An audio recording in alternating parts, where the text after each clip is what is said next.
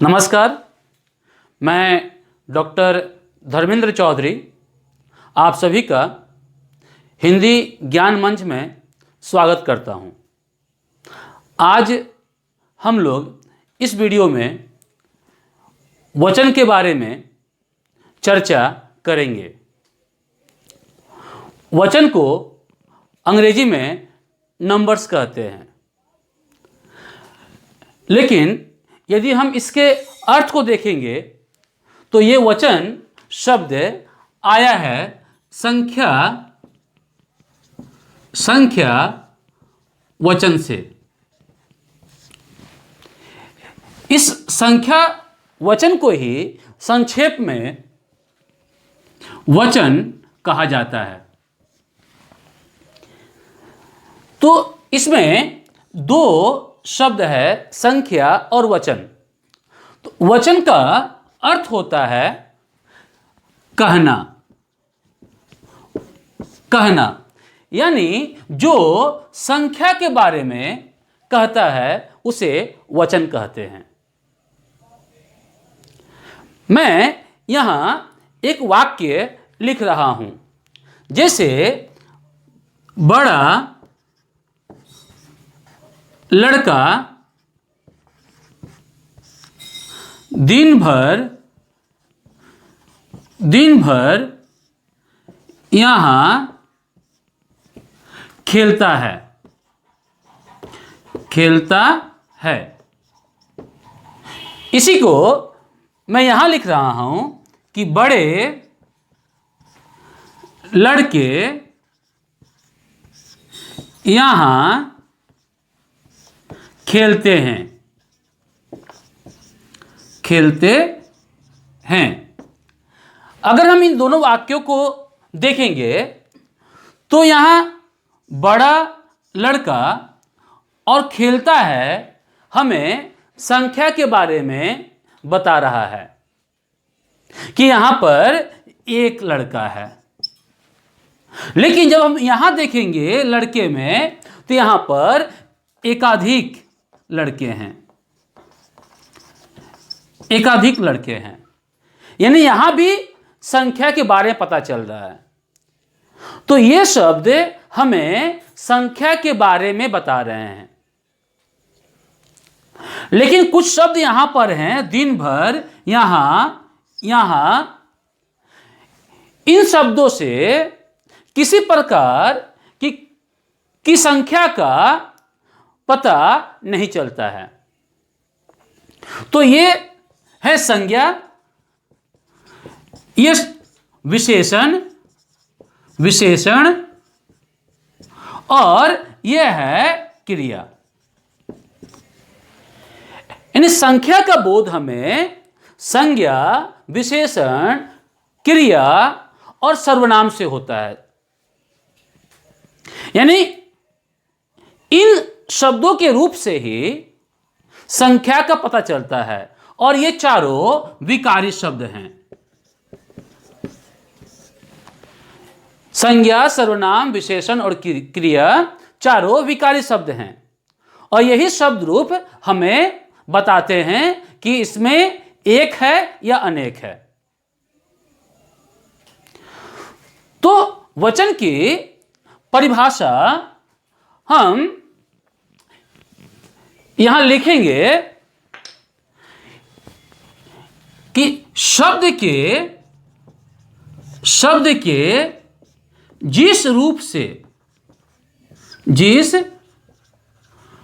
से संख्या का बोध होता है, संख्या का बोध होता है उसे वचन कहते हैं। कहीं कहीं यह परिभाषा संख्या की जगह में एक या अनेक होने का बोध होता है। जैसे शब्द के जिस रूप से उसके एक या अनेक होने का बोध होता है उसे वचन कहते हैं। तो यहां पर हिंदी में दो ही प्रकार की संख्या होती है, या तो एक या अनेक। इस दृष्टि से संख्या के, वचन के दो भेद हुए, दो भेद हुए। पहला एक वचन, पहला एक वचन और दूसरा बहुवचन। यदि हम वचन की परिभाषा को अच्छी तरह से समझ लेते हैं तो इन दोनों की परिभाषा भी हमें समझने में असुविधा नहीं होगी। जैसे शब्द के जिस रूप से संख्या का बोध होता है या एक या अनेक होने का बोध होता है उसे वचन कहते हैं। तो एक वचन क्या होगा कि शब्द के जिस रूप से उसके एक होने का बोध होता है उसे एक वचन कहते हैं। बहुवचन शब्द के जिस रूप से उसके एकाधिक होने का बोध होता है, यानी एक से अधिक, उसे बहुवचन कहते हैं। तो इस तरह से वचन के दो भेद हुए हैं। लेकिन वचन में सबसे महत्वपूर्ण जो होता है वह एक वचन से बहुवचन में बदलने के नियम। यदि हम इन नियमों को देखेंगे तो एक वचन से बहुवचन में हम बहुत आसानी से बदल लेंगे। तो यहां हम वचन को या उन शब्दों को बदलने के लिए हमारे पास दो प्रकार के शब्द आते हैं। पहला आता है विभक्ति रहित शब्द। विभक्ति रहित शब्द यानी जिन शब्दों के साथ विभक्ति जुड़ी हुई नहीं है। और दूसरा आता है विभक्ति युक्त शब्द। जैसे उदाहरण के लिए कि लड़के,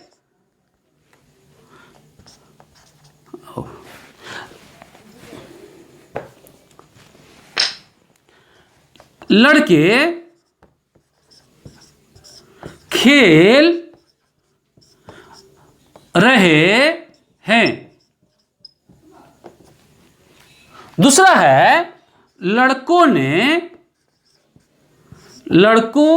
ने आम खाया है। यहां दो हैं, एक लड़के और दूसरा लड़कों। तो लड़के विभक्ति रहित शब्द है और लड़कों विभक्ति युक्त शब्द है। तो इन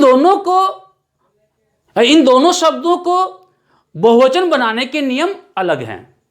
तो सबसे पहले हम लोग विभक्ति रहित शब्द के बारे में देखेंगे कि किस प्रकार से इसके अंतर्गत आने वाले एक वचन बहुवचन में परिणत होते हैं। तो हम एक एक नियम को देखेंगे और नियमों को जानने से पहले उसके उदाहरण को पहले देखेंगे। जैसे यहां पर रात, रातें,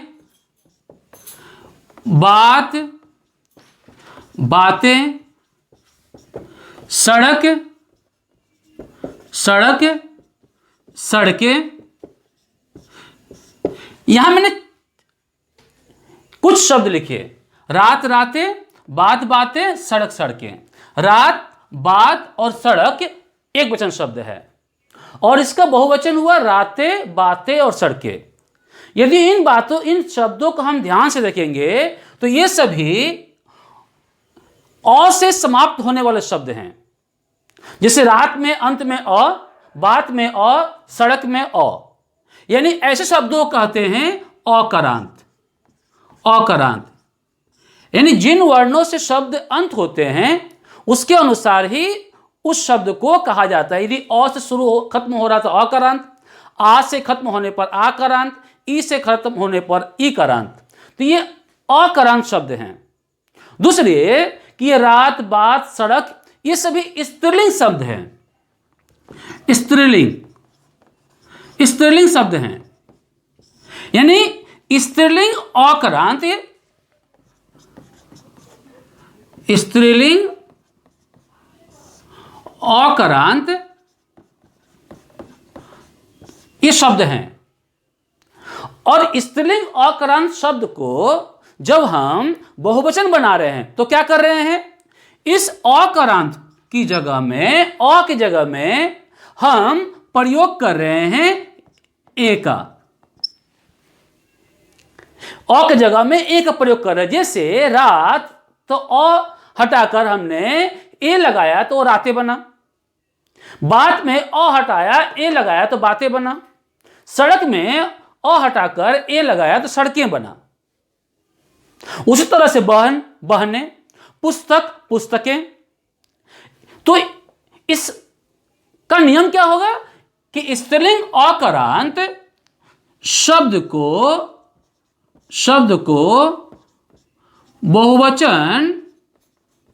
बहुवचन बनाते समय क्या करते हैं, अ की जगह ए का प्रयोग करते हैं। यह पहला नियम, और इसे हम आसानी से समझ सकते हैं। इसके बाद हम दूसरा नियम देखते हैं।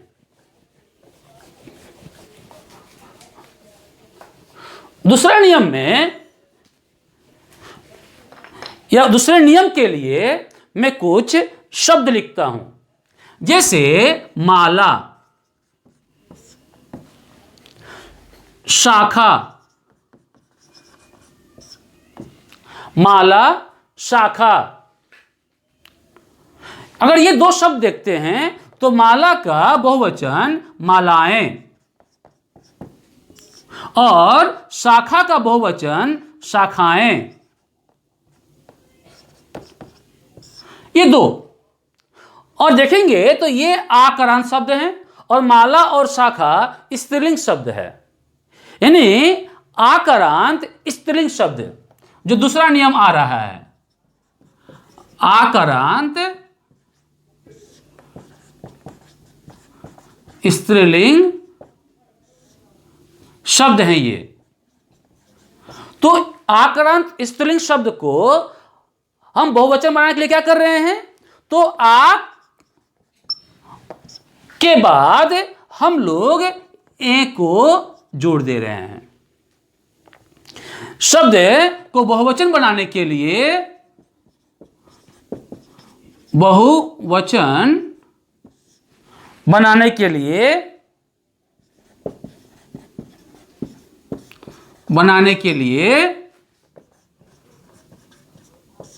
आ के बाद ए जोड़ देते हैं। आ के बाद ए जोड़ देते हैं। तो ये दूसरा नियम हुआ। तीसरा नियम यदि हम देखेंगे,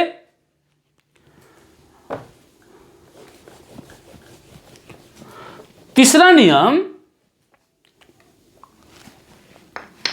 जैसे बेटा, पहले उदाहरण देखते हैं। बेटा, गधा,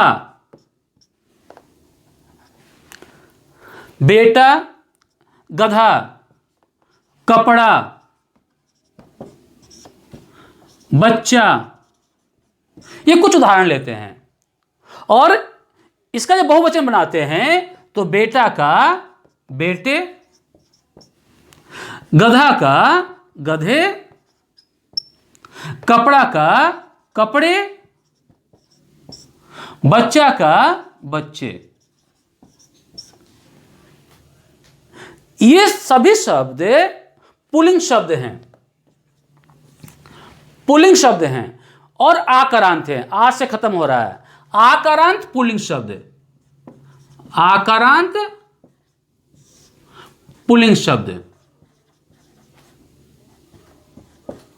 पुल्लिंग शब्द हैं। तो आकारांत पुल्लिंग शब्द को जब हम बहुवचन बना रहे तो क्या कर रहे हैं, तो उस आ की जगह में हम कर क्या रहे हैं, ए का प्रयोग कर रहे हैं। बहुवचन बनाने के लिए शब्द को बहुवचन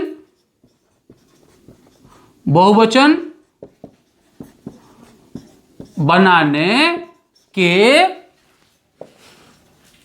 लिए आ के स्थान पर, आ के स्थान पर ए का प्रयोग करते हैं। इस तरह से हम यहां इसे समझ सकते हैं।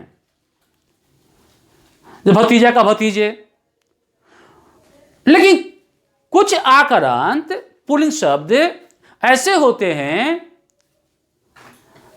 जिनका इस प्रकार से बहुवचन शब्द नहीं बनता है और वे अधिकतर संबंध बोधक शब्द होते हैं।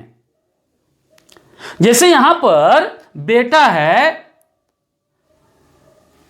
भतीजा का भतीजे है, लेकिन हम पिता का पिते नहीं कर सकते हैं, माता का माते नहीं कर सकते हैं, नाना का नाना नहीं कर सकते हैं, दादा का दादा नहीं कर सकते हैं। ये उसी रूप में प्रयोग होते हैं, इनका बहुवचन नहीं होता है। तो ये तीसरा नियम था। और एक बात कि आकारांत पुल्लिंग शब्द के बाद जो भी शब्द आते हैं वह एक वचन हो या बहुवचन हो, दोनों रूप में प्रयोग होते हैं।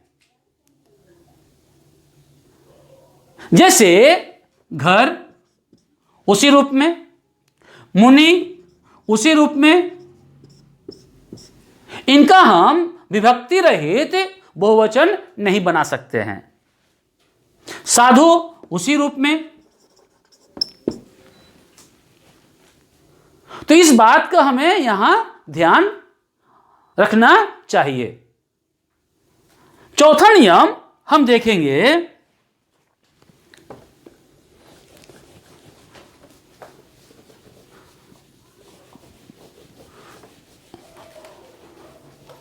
चौथा नियम में जैसे उदाहरण ही पहले लेते हैं, साड़ी साड़ियां, नारी नारियां, तिथि तिथियां,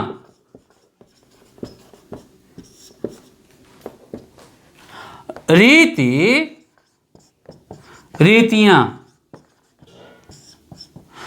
सबसे पहले अगर हम देखेंगे तो ये सारे शब्द ई और इकारांत शब्द हैं, यानी छोटी बड़ी अंत वाले शब्द हैं और सभी स्त्रीलिंग शब्द हैं। नारी, साड़ी, तिथि, रीति सभी स्त्रीलिंग हैं। तो ये है ईकारांत और ईकारांत स्त्रीलिंग शब्द, स्त्रीलिंग शब्द। यदि इस प्रकार जब शब्द आएंगे तो हम इसका बहुवचन कैसे बना रहे हैं? पहला हम देख रहे हैं कि यदि हमारे पास ह्रस्व ई है, यानी छोटी ई है, तो जब इसका बहुवचन बना रहे हैं तो इसमें हम किसी प्रकार का कोई परिवर्तन नहीं कर रहे हैं और ई के साथ इया जोड़ दे रहे हैं। जैसे तिथि और रीति के साथ हुआ है। लेकिन यदि दीर्घ ई यानी बड़ी ई अगर आती है तो पहले हम इसे छोटी ई बनाते हैं और छोटी ई बनाने के बाद अंत में या जोड़ते हैं। जैसे साड़ी, नारी, गाड़ी, ऐसे बहुत सारे शब्द मिलेंगे। यानी जब दीर्घ रहेगा तो उसको हर्ष में बदलेंगे और यदि हर्ष रहता है, छोटी अगर रहती है तो उसको उसी तरह रहने देंगे और अंत में यहां जोड़ देंगे। तो ये इस नियम के अंतर्गत आएगा कि ईकारांत और ईकारांत स्त्रीलिंग शब्द के बाद यदि ई या ई आता है तो बड़ी ई छोटी ई में बदल जाएगी और अंत में यहां जोड़ देंगे। इसी तरह यदि अ और ई को छोड़, जैसे अकारांत हमने देखा स्त्रीलिंग शब्द बात, बातें, और देखा यह ईकारांत, बाकी के साथ ए जुड़ता है। जैसे मान लीजिए अगर उ रहता है अंत में वस्तु, वस्तु के साथ हो जाएगा वस्तुएं, वस्तुएं, बहु, बहुएं, माला, मालाएं, अंत में जुड़ता है ए। तो इस बात का हम यहां ध्यान रखेंगे। और यदि उ बड़ा उ रहता है इसी नियम के अनुसार उकारांत में, यदि वधु बड़ा उ रहता है तो बड़ा उ को हम पहले छोटा उ बदलेंगे, छोटा उ बदलेंगे और अंत में ये जोड़ देंगे। तो इन दोनों नियम को हमें साथ साथ लेकर चलना चाहिए। ईकारांत में बड़ी छोटी बदल जाएगा और बड़ा उ छोटा उ में बदल जाएगा। अंतर यही है कि छोटी के साथ यहां लगेगा और बड़ा उ के साथ जब छोटा उ बदलेगा तो ए लगेगा। इसका हमें ध्यान रखना चाहिए। इस नियम के बाद हम अगला नियम देखते हैं।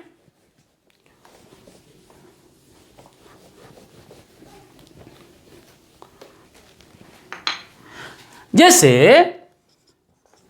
डिबिया, खटिया, बिटिया, ये तीन शब्द, इसका हम बहुवचन कैसे बनाएंगे? इसका बहुवचन बनेगा डिबिया, डिबिया, इसका खटिया, इसका बिटियां, बिटियां। एक और शब्द है गुड़िया, गुड़ियां। इसमें क्या किया, ये तीनों भी स्त्रीलिंग शब्द हैं, डिबिया, खटिया, बिटिया।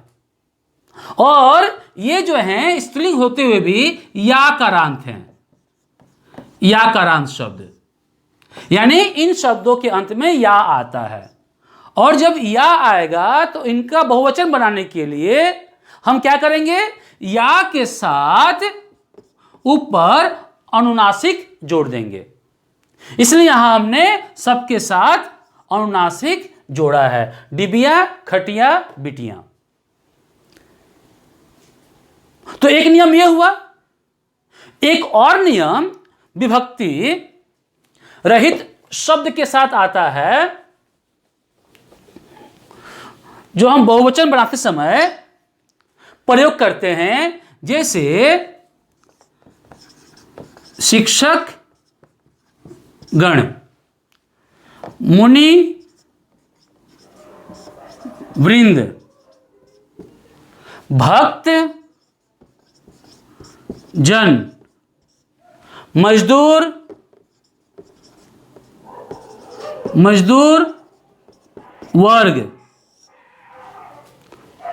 फिर हम लोग, ये सभी लोग। तो यहां पर गण, वृंद, जन, वर्ग, लोग, इन शब्दों को जोड़कर भी हम एक वचन से बहुवचन बनाते हैं। और बहुवचन अधिकतर किससे बनता है, तो जातिवाचक संज्ञा से बनता है। तो हम अगर देखेंगे तो शिक्षक, मुनि, भक्त, मजदूर, ये सभी जो है जातिवाचक संज्ञा हैं। तो ये हमारे सामने विभक्ति रहित शब्द थे जिसे हमने नियम के आधार पर एक वचन से बहुवचन में बदला। अब हम देखते हैं विभक्ति युक्त शब्द। जैसे उदाहरण के लिए घर, घर से घरों, माला से मालाओं, मालाओं,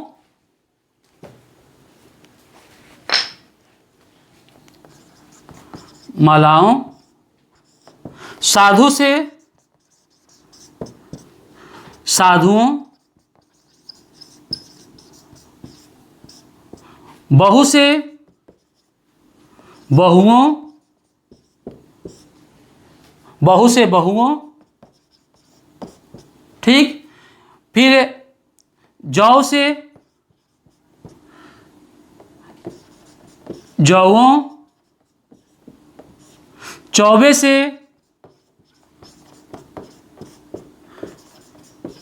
चौबेओं। एक नियम के अंतर्गत ये आएगा, यानी कोई शब्द या किसी शब्द के अंत में अ, आ,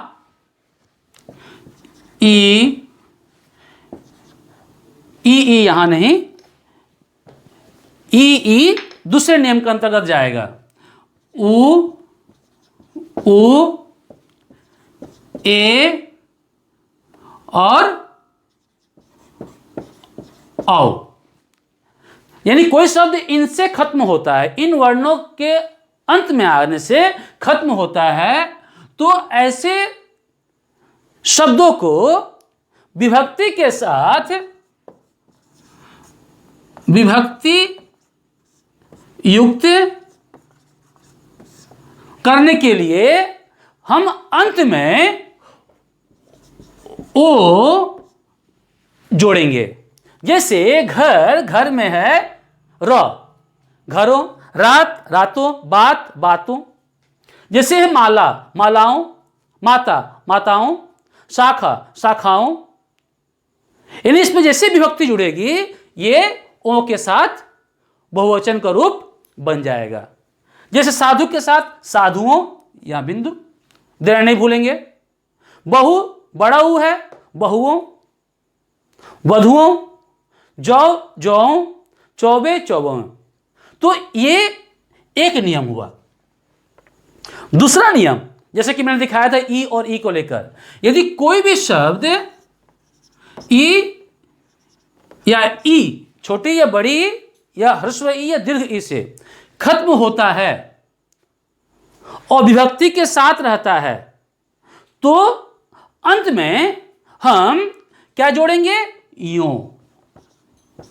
जैसे उदाहरण के लिए मुनि, तो मुनि का बहुवचन वाक्य के अंतर्गत विभक्ति के साथ मुनियों।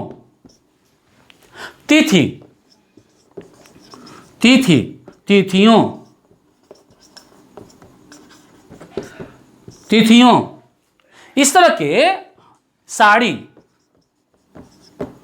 साड़ी, साड़ियों, सबके अंत में हमने यूं जोड़कर बहुवचन बनाया। तो ये दो नियम आते हैं विभक्ति युक्त शब्द के साथ। जब भी हम वाक्य में प्रयोग करें, घरों में लोग बैठे हैं, आ जाएंगे, मालाओं को वहां ले जाओ, को आने से आ जाएगा। साधुओं ने अच्छा काम किया, विभक्ति ने, को, में, सारी विभक्ति हैं। विभक्ति बाद में आई, इसलिए यहां पर हमने यहां पर ओ का प्रयोग किया और मुनियों ने यहां पर यो का प्रयोग किया, क्योंकि छोटी बड़ी है। तो ये विभक्ति युक्त और विभक्ति रहित शब्द को एक वचन से बहुवचन बनाने के नियम है। इसके अतिरिक्त भी वचन में कुछ बातें हैं जिनका हमें हमेशा ध्यान रखना चाहिए, जिसमें पहली बात आएगी कि कभी कभी हम एक वचन का प्रयोग बहुवचन के रूप में करते हैं। नहीं, एक वचन रहेगा लेकिन प्रयोग उसका क्रिया के रूप में बहुवचन आएगा। वह कब? जब हम किसी को हम सम्मान देते हैं या आदर करते हैं। जैसे शिक्षक आ रहे हैं, या पिताजी आ रहे हैं। ये पिताजी एक हैं, शिक्षक एक हैं, लेकिन हमने यहां क्रिया का प्रयोग किया है बहुवचन के रूप में। क्यों? क्योंकि इन्हें हम सम्मान देते हैं। दूसरी बात कि भाववाचक और द्रव्यवाचक संज्ञा, भाववाचक और द्रव्यवाचक संज्ञा का प्रयोग हमेशा एक वचन के रूप में होता है। जैसे द्रव्यवाचक में अगर हम देखेंगे तो दुकान में लोहा है, दुकान में लोहा है, लेकिन जब हम उसके विभिन्न प्रकार को दिखाएंगे तो वह लोहा एक वचन के रूप में नहीं बहुवचन के रूप में प्रयोग होगा। जैसे दुकान में विभिन्न प्रकार के लोहे हैं, लोहा से लोहे हो गया। तेल, वहां तेल रखा हुआ है, लेकिन कहेंगे कि वहां पेट्रोल, डीजल, केरोसिन आदि तेल रखे हुए हैं, या वहां विभिन्न प्रकार के तेल रखे हुए हैं। उसी तरह से भाववाचक में इस पुस्तक की विशेषता हमें अच्छी लगी। इस पुस्तक की अनेक विशेषताएं हैं, तो जब हम विभिन्न प्रकार के रूप में प्रयोग करते हैं तभी वह बहुवचन के रूप में आता है, अन्यथा वह एक वचन ही रहता है। वह भाववाचक और द्रव्यवाचक संज्ञा के लिए। इस नियम को हम देख सकते हैं। और सबसे अंत में कुछ शब्द हमेशा बहुवचन के रूप में आते हैं, जैसे प्राण, दाम, आशीर्वाद, समाचार, होश, ओठ, भाग्य, दर्शन, आंसू, अक्षत,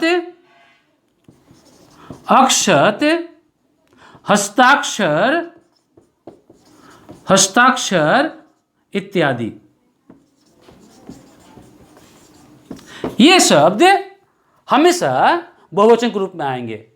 एक वचन के रूप में भी हमारे पास कुछ शब्द हैं जिनका प्रयोग हमेशा एक वचन के रूप में होता है, जैसे पानी, घी, दूध, दही, जनता, आकाश,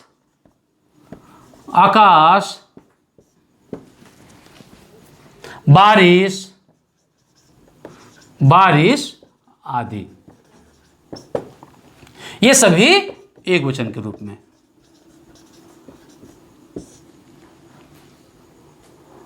तो इस प्रकार से हमने यहां वचन के भेद और एक वचन से बहुवचन में बदलने के नियमों को देखा। यदि हम इन सबको ध्यान में रखते हुए वचन को समझने का प्रयास करेंगे तो हमें किसी प्रकार की कोई असुविधा नहीं होगी। व्याकरण से संबंधित और भी वीडियो पाने के लिए इस चैनल को अवश्य सब्सक्राइब करें और लाइक करना ना भूलें। धन्यवाद।